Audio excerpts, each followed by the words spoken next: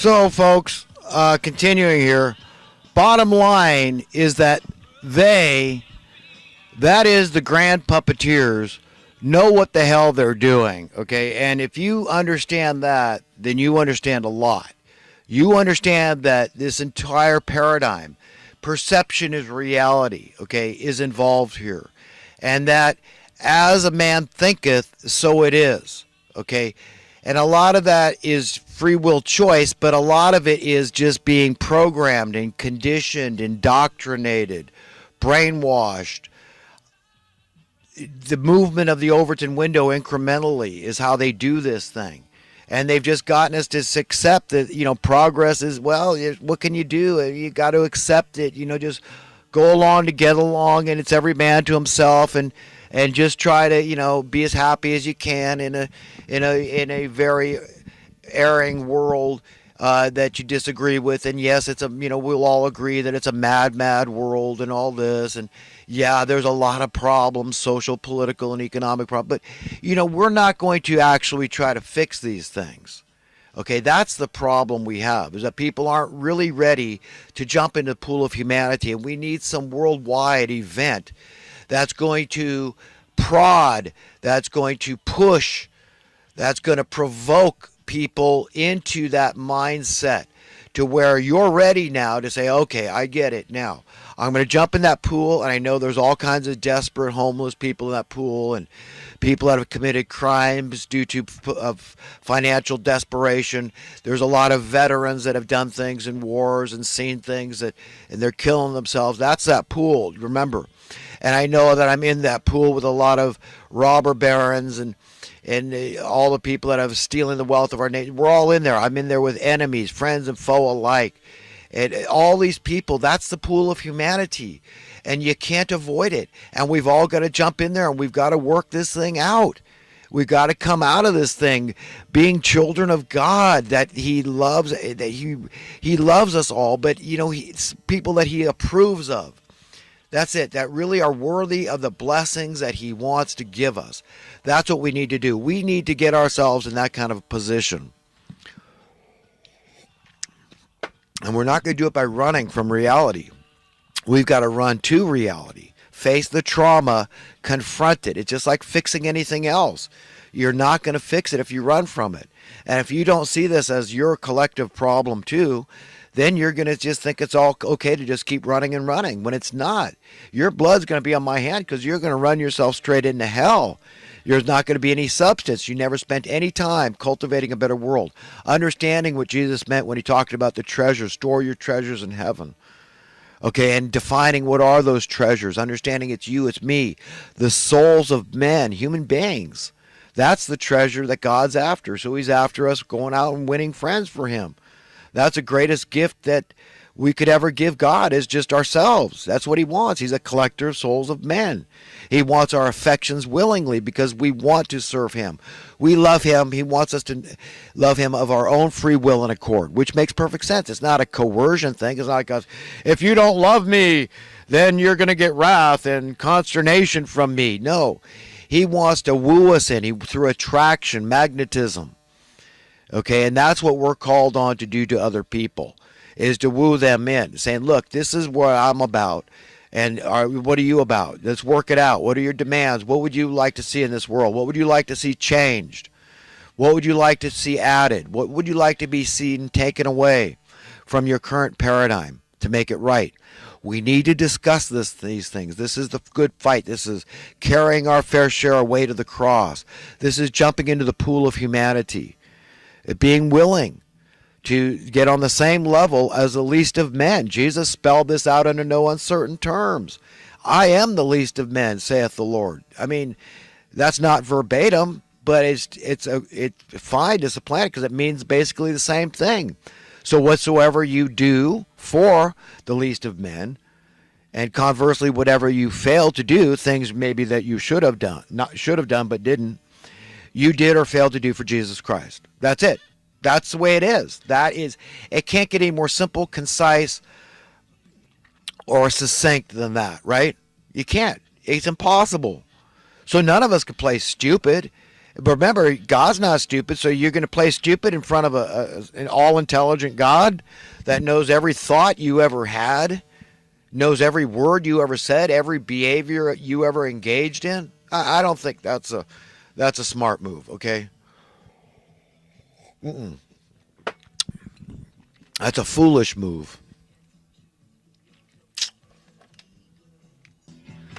So, bottom line again, we would all find better things to do with our time. All of us.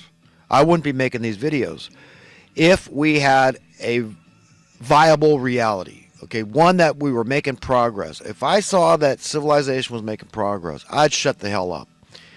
At least I need to see people talking about these things I'm talking about. Okay, just explain in very simple terms economic principles, help people understand capitalism, supply and demand, why we should see progress, and why it should be defined as an increase in the worth of your currency by a decrease in your cost of living. Your burden, your taxes should go down. That's the only way out of this thing across the board. This is how you bind the wound on the collective body of humanity where it's hemorrhaging. This is the best. This is the most gentle, sure way. But it's got to be a demand by the people, because remember, you're going to get as much injustice as you tolerate. That's it. And it's all happening socially, politically, and economically right under our noses. And we've got to put our feet down collectively and say, damn it, no, you're going to stop stealing the wealth of our nation. I've got to do this for my children and their children. They're going to hold me accountable if I don't speak up and say something. I've got a duty. God has commissioned me. God has compelled me. I must do this thing. Humanity is compelling me. I must do this thing for humanity. I've got to. It's the only way I feel like I can redeem my own wretched soul. We must speak out. We must demand that we have treasures and know our treasures and store them in heaven and win friends for God. Okay, that's it. That he's a good guy. Nothing bad has ever been his fault. Ever will be his fault. It's not his fault today. Nothing bad. If it's bad, it came from the evil one. I'm going to move into current events at this point.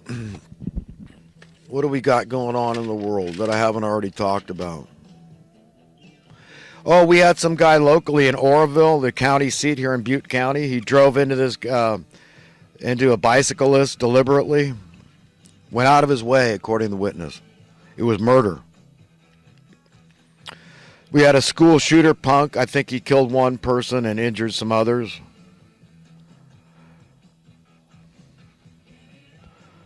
Let's see. We got the... oh, yeah. I already talked about the cigarette tax and the effect that had, what they're saying in the mainstream media.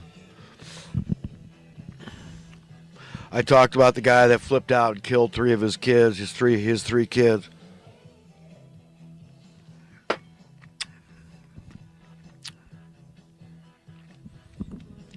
Irma, talked about the damage, widespread, massive, millions of people affected by Irma.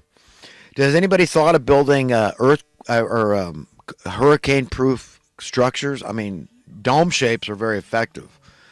If you talk to the yachting community, you'll find a lot of designs because they know about aerodynamics, fluid dynamics. I mean, in the ocean, the water is the most powerful force there is.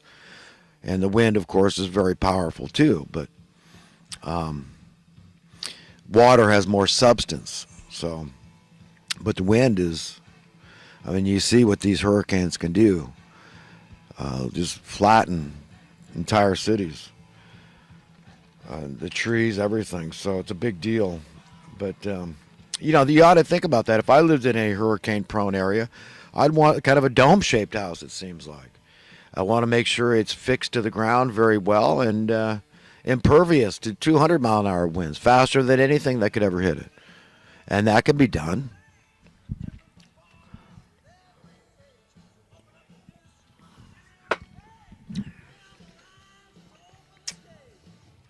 I talked about Craig Sawyer exposing the pedophiles. Disturbing stuff. Alex had Dane Wigington on the show this past week. He's a local guy. He lives up the street here in Shasta County. What a great speaker this guy is, and really knows his stuff, man. So, really like that guy.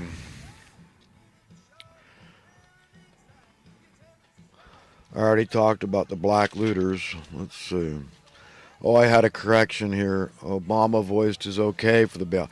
Right, I said Obama voted for the bailout of '08, but really, I think he conveniently was not available for the vote, but he nevertheless voiced his opinion on it.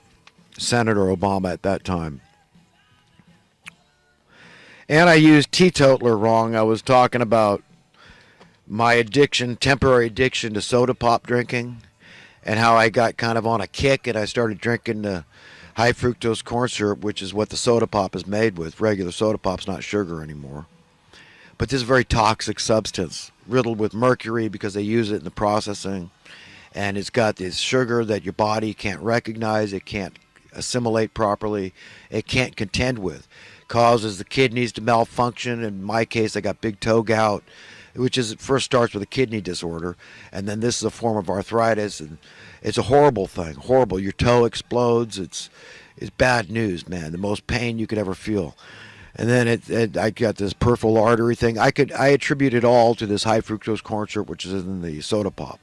But I said I used teetotaler. What I really meant was I meant to say that I was I was not a lightweight. I was drinking probably a liter, 2 liters a day or something. Okay, in the hot weather, that's easy. It might sound like a lot, but if you're drinking it with your meals and stuff, you can easily do a liter or 2 a day of soda pop. So if I had been a teetotaler, I mean a lightweight, and just sipped here and there a little bit, then maybe I wouldn't have gotten the disease, wouldn't have come on so suddenly, and that I would have recognized it. But if it comes slowly and subtly, a lot of people are going to get diseases, and it's going to be too late for them. Okay, they're going to be. You get a kidney disease, I mean, you can die from these things. So this diabetes isn't far behind. Very serious forms. Every other person, it seems like nowadays, has some form of diabetes, and I believe it's all related to this high fructose corn syrup. And believe me, the diet aspartame is even worse. Creates wood alcohol. Read what Dr. Russell Blaylock, the renowned neurosurgeon, says about aspartame and its effect on the brain.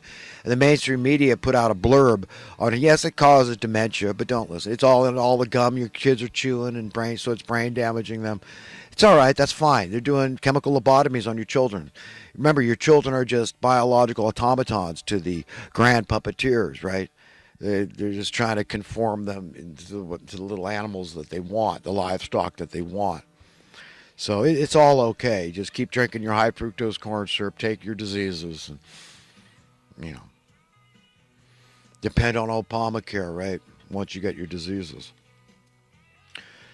Let's see. Roger Stone contends that Trump may be being drugged. He thinks, because he knows him very well, personally. He's been slurring his words. I wouldn't worry too much. I mean, maybe if he was never a drinker before, maybe he took it up. There's a first time for everything. Who could blame the man if he decided to have a stiff drink? I wouldn't hold it against him. Who would? But maybe, the idea that he's slowly being drugged by the grand puppeteers through some minion, that's messed up, man. So, yeah, I think that Trump should be tested to see if that might be going on. I don't know. I don't like the idea of giving blood myself. I don't know if there's a saliva test maybe they could do. But, yeah, the idea that he's being drugged by these people, I don't like it. But if he picked up drinking, it wouldn't bother me. I would understand. And the North Korea thing, I'm so sick and tired of hearing blah, blah, blah. I've been hearing this crap, this nuclear threat my whole entire life. I'm sick of it, man. When there's never been an attack on populations in my whole life. I'm 59.